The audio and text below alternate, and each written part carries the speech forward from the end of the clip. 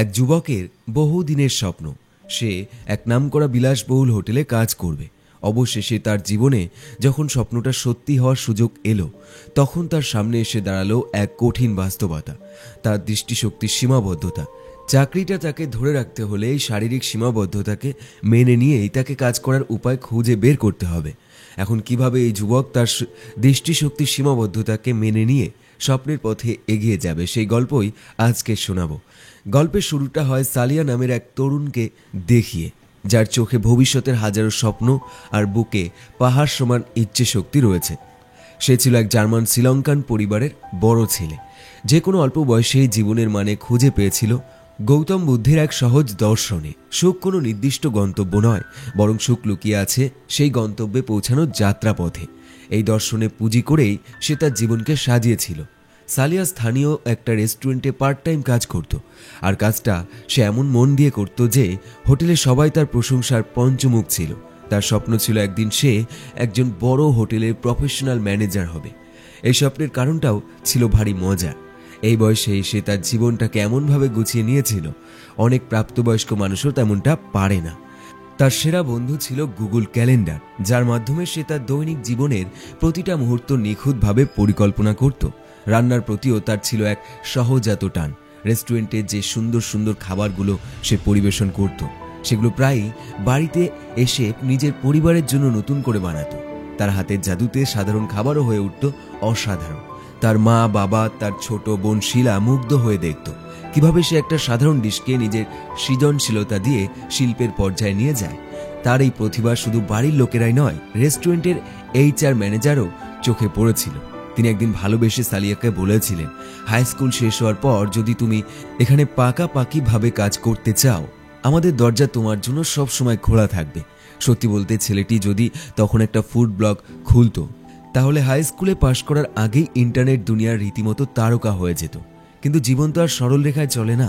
একদিন বাড়িতে রান্না করার সময় সালিয়া একটা অদ্ভুত ব্যাপার খেয়াল করে। বাবার দিকে তাকাতেই তার চোখের সামনে সবকিছু কেমন যেন ধোঁয়াশে হয়ে গেল।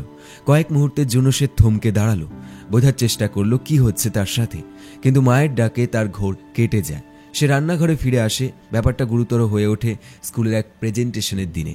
স্লাইডের লেখাগুলো তার চোখের সামনে মিলিয়ে যেতে শুরু করে, সবকিছু ঝাপসা হয়ে যায়। তার দৃষ্টিশক্তি সেদিন থেকে পুরোপুরি ধোঁকা দেয়। চিন্তিত বাবা মা তাকে নিয়ে ডাক্তারের কাছে ছোটেন।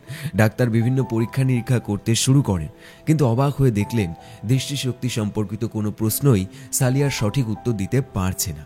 ডাক্তার যখন তাকে জিজ্ঞাসা করলেন, তুমি কি কিছু দেখতে পাচ্ছ, সালিয়ার সরল উত্তর দিয়েছিল, না, সব ঝাপসা। কিছুক্ষণ পর ডাক্তার সালিয়ার পরিবারকে ভেতরে ডেকে সেই ভয়ঙ্কর খবরটা দিলেন। সালিয়া বাইল্যাটেরাল কনজেনিটাল আই ডিজিজ নামের এক বিরল জেনেটিক রোগে আক্রান্ত। এই রোগের কারণে খুব শীঘ্রই তার চোখের রেটিনা ছিঁড়ে যাবে এবং ইতিমধ্যে সে তার 80% দৃষ্টিশক্তি হারিয়ে ফেলেছে। খবরটা শোনার পর ঘরের ভেতরে যেন পিনপতন নীরবতা নেমে এলো। মনে হলো জীবনের ক্যানভাসে কেউ যেন এক বালতি কালো রং ঢেলে দিল। জীবন যেন সালিয়ার গল্পের মধ্যে সবচেয়ে বড় আর কঠিন মোড় এনে দিয়েছিল। ডাক্তারের পরামর্শে দ্রুত সার্জারি করা হলো, যাতে তার পুরোপুরি অন্ধ হয়ে যাওয়ার ঝুঁকিটা কমানো যায়। সার্জারি সফল হলো ঠিকই, কিন্তু সালিয়া মাত্র 5% দৃষ্টিশক্তি বাঁচানো সম্ভব হলো। জীবনে এই বিশাল ধাক্কার পরেও সালিয়া ভেঙে পড়তে রাজি ছিল না। তার ভেতরে যোদ্ধাটা যেন জেগে উঠল। সে দৃঢ়তার সাথে বলল, আমি সাধারণ স্কুলেই আমার পড়াশোনা শেষ করব এবং তারপর হোটেল ম্যানেজমেন্ট কোর্স করব। এটাই আমার স্বপ্ন ছিল, আর আমি এটা পূরণ করবই। কারণ সালিয়ার মধ্যে যদি কিছু থেকে থাকে, তবে সেটা হলো তার প্রচণ্ড ইচ্ছা শক্তি, আর সম্ভবত তার বালিশের নিচে লুকানো একগাদা মোটিভেশনাল উক্তি। কিন্তু তার বাবা সালিয়া এই সিদ্ধান্ততে কিছুতেই মেনে নিতে পারছিল না। তিনি মনে করতেন সালিয়া এই অবস্থায় সাধারণ স্কুলে পড়া বন্ধ করে দেওয়া উচিত। তার মায়ের উৎসাহ আর সমর্থনে সালিয়া তার পড়াশোনা চালিয়ে যাওয়ার সাহস পেল। সে তার মাকে দিয়ে প্রতিজ্ঞা করিয়ে নিল যে তাকে স্কুল ছাড়তে হবে না। দৃষ্টিশক্তি 95% কমে যাওয়ায় তার বাকি ইন্দ্রিয়গুলো যেন আরও বেশি সজাগ হয়ে উঠল। সে ক্লাসের পড়া ধরার জন্য বিভিন্ন শব্দ আর ইঙ্গিতের ওপর নির্ভর করতে শিখল। তার কান হয়ে উঠল তার চোখ। তার কঠোর পরিশ্রমের ফলও সে পেল। ভালো রেজাল্ট করে সে দেশের নামিদামি হোটেলগুলোতে শিক্ষানবিশ পদের জন্য আবেদন করার যোগ্যতা অর্জন করল। তবে তার স্বপ্ন পূরণের পথটা ফুলের বিছানার মতো ছিল না। দৃষ্টিহীনতার কারণে একের পর এক জায়গা থেকে তাকে ফিরিয়ে দেওয়া হলো। কিন্তু সালিয়া তো হাল ছাড়ার পাত্র নয়। অবশেষে সে তার এই অক্ষমতার কথা লুকিয়ে মিউনিকের এক নামকরা হোটেলে ইন্টারভিউ দেওয়ার সুযোগ পেল। এই কঠিন সময়ে তার মা এবং বোন শিলা তার পাশে ছায়ার মতো দাঁড়ালো। শিলা তাকে ইন্টারভিউর জন্য প্রস্তুত করতে শুরু করলো, এমনকি কিভাবে চোখে চোখ রেখে কথা বলতে হয় সেটাও শিখিয়ে দিল। সে সালিয়াকে বলতো, আরেকটু ওপরে তাকা, ঠিক 15% ওপরে, তাহলে মনে হবে তুই চোখের দিকেই তাকিয়ে আছিস। হ্যাঁ, একদম ঠিক, এবার এভাবেই আই কন্ট্যাক্ট বজায় রাখ। এরপর পুরো পরিবার তাকে নিয়ে মিউনিখে গেল।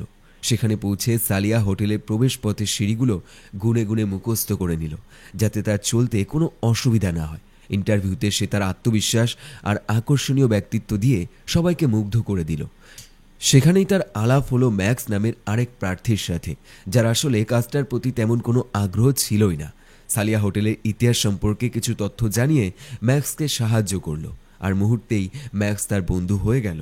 যখন সালিয়া ম্যানেজারের সাথে কথা বলল, তখন তার দৃঢ় সংকল্প আর গভীর উত্তরগুলো ইন্টারভিউয়ারকে এতটাই প্রভাবিত করল যে সে শিক্ষণবিদ হিসেবে কাজ করার সুযোগ পেয়ে গেল। সত্যি বলতে, ইন্টারভিউ যদি অলিম্পিকের কোনো ইভেন্ট হতো, তাহলে সালিয়া সেদিন নিশ্চিত সোনা জিতত। এবার সালিয়ার সামনে এলো নতুন আরও সবচেয়ে বড় চ্যালেঞ্জ, নিজের অক্ষমতার কথা গোপন রেখে নতুন কর্মস্থল টিকে থাকা। তবে সাহায্য করার জন্য তার বোন শিলাও তার সাথে মিউনিখে চলে গেল, নতুন শহরে মানিয়ে নিতে এবং একা একা চলার মতো আত্মবিশ্বাস না আসা পর্যন্ত। শিলা তার পাশেই থাকলো। সালিয়া হোটেলের প্রতিটা রাস্তা, প্রতিটা করিডোর পদক্ষেপ গুনে গুনে মুখস্থ করে নিল। প্রথম দিনেই তার প্রথম কাজ পড়ল হাউসকিপিংয়ে, যেখানে তাকে গেস্ট রুমগুলো নিখুঁতভাবে পরিষ্কার করতে হতো। কিন্তু তার ঝাপসা দৃষ্টির কারণে সে কিছুই ঠিকমতো দেখতে পারছিল না। কিছুদিন পর আয়না পরিষ্কার করার সময় সে ময়লা দেখতে না পেয়ে এতটাই আতশ কাজ ব্যবহার করলো। ঠিক তখনই ম্যাক্স তাকে দেখে ফেলে এবং অবাক হয়ে জিজ্ঞেস করে সে কি করছে। সেই মুহূর্তে সালিয়া সিদ্ধান্ত নেয় সে তার বন্ধুকে সত্যিটা বলবে। সে ম্যাক্সকে তার রেটিনার ডিট্যাচমেন্টের কথা খুলে বলে, যার কারণে সে অন্যদের তুলনায় মাত্র 5% দেখতে পায়। সে ম্যাক্সকে অনুরোধ করে যেন এই কথাটা গোপন রাখা হয়। ম্যাক্সের মন গলে যায়। সে শুধু কথা রাখতে রাজি হয় না, বরং সালিয়াকে সব রকম সাহায্য করার প্রতিজ্ঞা করে। সেই দিন থেকেই তারা দুজন হয়ে ওঠে মানিকজন, একে অপরের পরিপূরক। হাউসকিপিংয়ের পর সালিয়াকে পাঠানো হয় রান্নাঘরে। সেখানে হামিদ নামের আফগানিস্তানের একজন মেডিকেল সার্জনের সাথে তার বন্ধুত্ব হয়, যিনি শরণার্থী হিসেবে জার্মানিতে এসেছিলেন। অনেক বাধা সত্ত্বেও সালিয়া হোটেলের সমস্ত খুঁটিনাটি বিষয় মুখস্থ করে নেয়। কিন্তু তার অন্ধত্ব লুকোনো দিন দিন কঠিন হয়ে উঠছিল।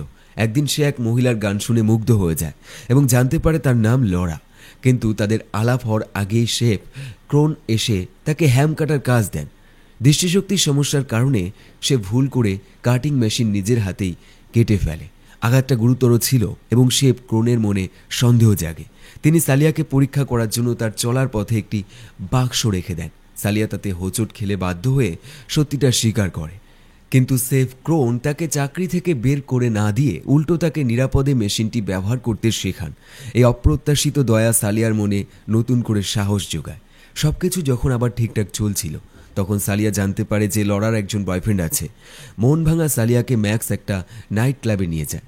এরপর রান্নাঘরের কাজ শেষে তাকে ফ্রন্ট ডেস্কে এবং তারপর হোটেলের বারে পাঠানো হয়, যেখানে পানীয় তৈরির জন্য নিখুঁত পরিমাপ অত্যন্ত জরুরি ছিল। তার ঝাপসা দৃষ্টির কারণে পরিমাপ করতে মারাত্মক সমস্যা হচ্ছিল। সেদিন রাতে ম্যাক্স তাকে সাহায্য করার জন্য বারে নিয়ে গিয়ে অনুশীলন করায়, কিন্তু সালিয়া কিছুই ঠিকমতো করতে পারছিল না। তা সত্ত্বেও পরের দিন সে নিখুঁতভাবে একটি লং আইল্যান্ড আইস টি বানিয়ে সুপারভাইজার ক্লেইন শিফটে অবাক করে দেয়। তবে সেই রাতে ভিড়ে ঠাসা বারে একা হাতে নিখুঁতভাবে সবাইকে পরিবেশন করে সালিয়া নিজেকে প্রমাণ করে। তবে যখন ম্যাক্স নিজের প্রেমিকার সাথে ব্যস্ত থাকত, তখন সালিয়াকে একাই কাজ করতে হতো। তাকে বারবার ওয়াইনের গ্লাস পালিশ করতে বলা হতো, কিন্তু সে বুঝতেই পারছিল না গ্লাসগুলো পরিষ্কার হয়েছে কিনা। এক পর্যায়ে সে হতাশ হয়ে বলে, আমি আর পারছি না। সেই রাতে বাড়ি ফিরে সে তার প্রখর শ্রবণ শক্তি ব্যবহার করে শব্দের মাধ্যমে গ্লাসের পরিচ্ছন্নতা বিচার করার একটি উপায় বের করে ফেলে। পেশাগত জীবনের সমস্যাগুলো যখন ধীরে ধীরে সমাধান হচ্ছিল, তখন তার ব্যক্তিগত জীবনেও সুন্দর হতে শুরু করে। সে জানতে পারে যে লরা আর তার বয়ফ্রেন্ডের ছাড়াছাড়ি হয়ে গেছে। এরপর তারা ডেটে যায় এবং লরা তাকে তার ছেলে অস্কারের সাথে পরিচয় করিয়ে দেয়। সালিয়া আর অস্কারের মধ্যে ফুটবল নিয়ে দারুণ বন্ধুত্ব গড়ে ওঠে, যা দেখে লরা সালিয়ার প্রেমে পড়তে শুরু করে। সেদিন রাতে তার একসাথে সময় কাটানোর পর লরা তাকে আবেগ দিয়ে চুম্বন করে, কিন্তু সুখ বেশি দিন স্থায়ী হয় না। পরের দিন সালিয়া দেরি করে রেস্টুরেন্টে পৌঁছায়। এর মাঝেই সে বাড়ি থেকে একটা দুঃসংবাদ পায়। তার বাবা পরিবারের সমস্ত জমানো টাকা নিয়ে শ্রীলঙ্কায় চলে গেছে, যা তার মাকে একেবারে ভেঙে দেয়। মাকে সাহায্য করার জন্য সালিয়া হামিদের সাথে একটি বেকারিতে দ্বিতীয় চাকরি নেয়। হোটেলের শিক্ষণবেশ, বেকারি, লড়া আর অস্কারের সাথে সময় কাটানো, এই সব কিছু একসাথে সামলাতে গিয়ে সালিয়া প্রচণ্ডভাবে চাপের মধ্যে পড়ে যায়। সে লড়ার কাছ থেকে তার অন্ধত্বের কথা লুকিয়ে স্বাভাবিক থাকার ভান করতে থাকে। মানসিক চাপ কমাতে সে প্রচুর মদ্যপান করতে শুরু করে। একদিন লড়া তার ছেলের অস্কারকে কিছুক্ষণের জন্য সালিয়ার কাছে রেখে যায়, কিন্তু ঠিক তখনই ম্যাক্স ফোন করে জানায় যে একটি বিয়ের অনুষ্ঠানে তাকে এক্ষুনি হাজির হতে হবে। সালিয়া দ্রুত লড়াকে ফোন করে ফিরে আসতে বলে, কিন্তু ফোন রাখার পরেই সে বুঝতে পারে যে অস্কার তার পাশে নেই। চোখ দেখতে না পাওয়ার কারণে সে আতঙ্কিত হয়ে পড়ে। পাগলের মতো অস্কারকে খুঁজতে শুরু করে।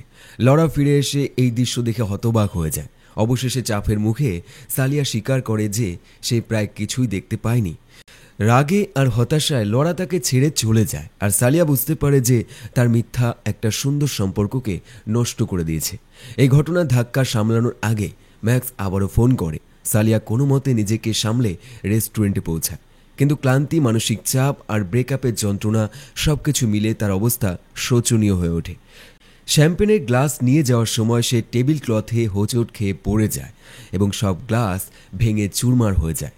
এরপর বিয়ের অনুষ্ঠানে পরিবেশন করার সময় তার দৃষ্টি আরও ঝাপসা হয়ে আসে এবং সে সরাসরি গিয়ে বিয়ের কেকে ধাক্কা মারে। রাগে ক্ষোভে ক্লেইন স্লিট তাকে একপাশে টেনে নিয়ে গিয়ে চিৎকার করে জিজ্ঞেস করেন, তুমি কি অন্ধ?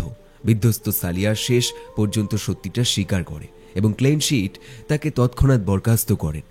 তার স্বপ্নগুলো যেন কাচের মতো ভেঙে চুরমার হয়ে গেল। বাড়ি ফিরে তার অবস্থা আরও খারাপ হয়। সে দিনরাত মদ্যপান আর পার্টি করতে শুরু করে। একদিন রাতে মাতাল অবস্থায় টলতে টলতে বাড়ি ফেরার পথে সে একটি সিঁড়ি থেকে গড়িয়ে নিচে পড়ে যায়। জ্ঞান ফিরলে সে নিজেকে হাসপাতালের বিছানায় আবিষ্কার করে। পাশে তার বোন শিলা বসেছিল। বোনের সান্ত্বনা পেয়ে সে কান্নায় ভেঙে পড়ে। কিছুক্ষণ পর ম্যাক্সও আসে এবং সালিয়া তার কথা না শোনার জন্য ক্ষমা চায়। শিলা তাকে জানায় যে তাদের মা এখন চাকরি পেয়েছে। সে সালিয়াকে বাড়ি ফিরে যেতে বলে। তখন সালিয়া বুঝতে পারে, আমি আমার অক্ষমতার বিরুদ্ধে লড়াই করে বাঁচতে পারবো না, আমার এটা স্বীকার করে বাঁচতেই হবে। সে সিদ্ধান্ত নেয় যে সে এমন একজন নিয়োগকর্তা খুঁজবে যে তাকে তার যোগ্যতা দিয়ে বিচার করবে, অক্ষমতা দিয়ে নয়। সালিয়া মিউনিখে থেকে যাওয়ার সিদ্ধান্ত নেয়। সে দৃষ্টিহীনতার জন্য একটি কল সেন্টারে চাকরি পেলেও তা ফিরিয়ে দেয়, কারণ কাজটা তার ভালো লাগেনি। একদিন ম্যাক্স তাকে সাইকেল চালানোর জন্য একটি পাহাড়ের উপর নিয়ে যায়। ম্যাক্সের নির্দেশনায় সালিয়া সাইকেল চালায়, যা তার বন্ধুত্বকে আরও মজবুত করে তোলে। এরপর তারা হোটেলে ফিরে ক্লেইন শিট এবং ফিডের সাথে দেখা করে। সালিয়া বিয়ে অনুষ্ঠানটি নষ্ট করার জন্য ক্ষমা চায় এবং ব্যাখ্যা করেন কেন সে তার অক্ষমতার কথা লুকিয়েছিল। তার সততা তার মুগ্ধ হয় এবং সালিয়াকে শিক্ষানবিশের ফাইনাল পরীক্ষা দেওয়ার আরেকটি সুযোগ দেওয়া হয়। পরীক্ষার দিন সালিয়া তার সেরাটা দেয়, কিন্তু টেবিল সাজানোর কাজটিতে সে হিমশিম খাচ্ছিল। শেষ মুহূর্তে সে দ্রুত গ্লাসগুলো সাজাতে গিয়ে হোঁচট খেয়ে পড়ে যায়, কিন্তু তার সত্ত্বেও অন্যান্য বিভাগে তার অসাধারণ পারফরমেন্সের কারণে সে পরীক্ষায় পাশ করে এবং হোটেল থেকে তার ডিপ্লোমা অর্জন করে। স্নাতক অনুষ্ঠানে সবাই তার উৎসর্গের প্রশংসা করে। বারের সুপারভাইজার সালিয়াকে একটি চাকরির প্রস্তাব দেন, কিন্তু সে বিনয়ের সাথে তা প্রত্যাখ্যান করে জানায় যে সে এবং ম্যাক্স মিলে নিজেদের একটি রেস্টুরেন্ট খোলার পরিকল্পনা করেছে। দূরে যেতে হলে ভালো সঙ্গী প্রয়োজন। এই কথাটি সত্যি প্রমাণ করে। সালিয়া এবং ম্যাক্স মিউনিখের কেন্দ্রস্থলে তাদের নিজেদের রেস্টুরেন্ট খোলে। উদ্বোধনের রাতে তাদের বন্ধু এবং পরিবার সবাই উপস্থিত হয়। বিশেষ করে অতিথি হিসেবে লড়াও সেখানে আসে এবং সালিয়াকে সাহায্য করার প্রস্তাব দেয়। তার উপস্থিতি সালিয়ার মন আনন্দে ভরিয়ে দেয় এবং লড়া স্বীকার করে যে সে এখনও তাকে ভালোবাসে। এটি ছিল সালিয়ার জীবনের সবচেয়ে আনন্দের মুহূর্ত। রেস্টুরেন্টে বন্ধ হওয়ার পর সবাই মিলে নাচ গান করে উৎসব পালন করে। লড়া সালিয়াকে নাচার জন্য আমন্ত্রণ জানায়, কিন্তু সালিয়া ইতস্তত করে বলে সে হয়তো তার পায়ে পাড়া দিয়ে দেবে। লড়া হেসে উত্তর দেয়, তাতে কি, দুজনের জন্য দেখার মতো দৃষ্টি আমার একারই আছে। আর এভাবেই লড়াকে পাশে পেয়ে সালিয়া অবশেষে নিজেকে সম্পূর্ণ মনে করে এবং সাহস ও ভালোবাসা নিয়ে ভবিষ্যতের দিকে এগিয়ে যাওয়ার জন্য প্রস্তুত হয়। সে প্রমাণ করে দেয় দৃষ্টিশক্তি কম থাকলেও স্বপ্নের আলো কখনোই কমে না। এই মুভিটি এখানে শেষ হয়ে যায়। কমেন্ট করে অবশ্যই জানাতে পারেন আপনার মতামত এবং চ্যানেলে নতুন হলে অবশ্যই সাবস্ক্রাইব করবেন, ভালো লাগলে শেয়ার করবেন। ধন্যবাদ।